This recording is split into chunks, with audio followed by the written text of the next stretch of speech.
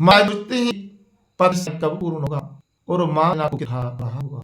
वह हमारे ना खाना नहीं खाती मेरे बिछुप मुझे ढूंढने में यहाँ हूँ उसकी मेरी चिंता है।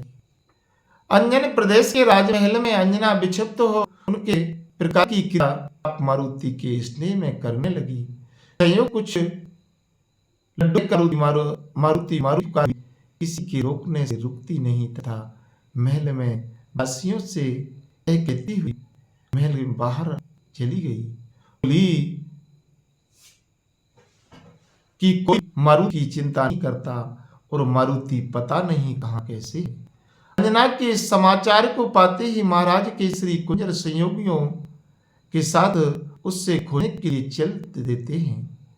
वो अति स्नेह में दक्षिण अंजना वन में बहुत एक पाषाण खंड को मारुति मानकर उसे स्वयं बहुत मनाती है।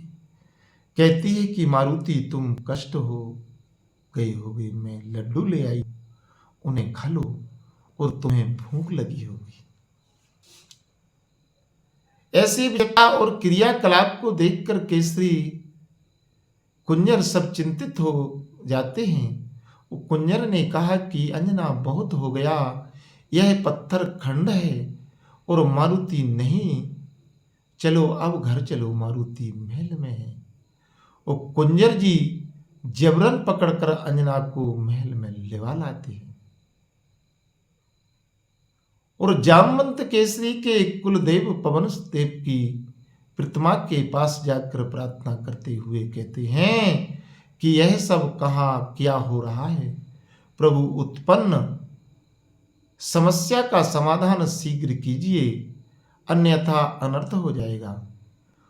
और श्री अंजना मारुति को की चिंता में है, वह सभी को अपने से दूर रखने के लिए कहती है तुम लोगों को मारुति की चिंता नहीं है। वो अंजना का स्वास्थ्य गिरता चला जाता रहा था और अंजना दिन रात मारुति के विषय में सोचती शोक युक्त हो किसी तरह से समय बिताने लगी।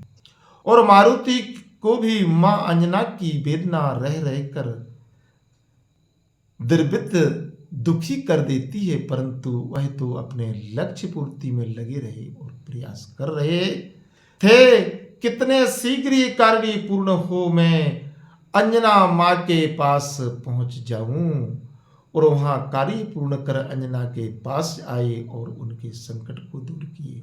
और माँ ने कहा कि तुम हमारे संकट मोचक हो और भविष्य के कार्य से जुड़ते गए। उस सुपुत्र माता पिता के संकट को दूर करने का सद प्रयास सदैव करता है।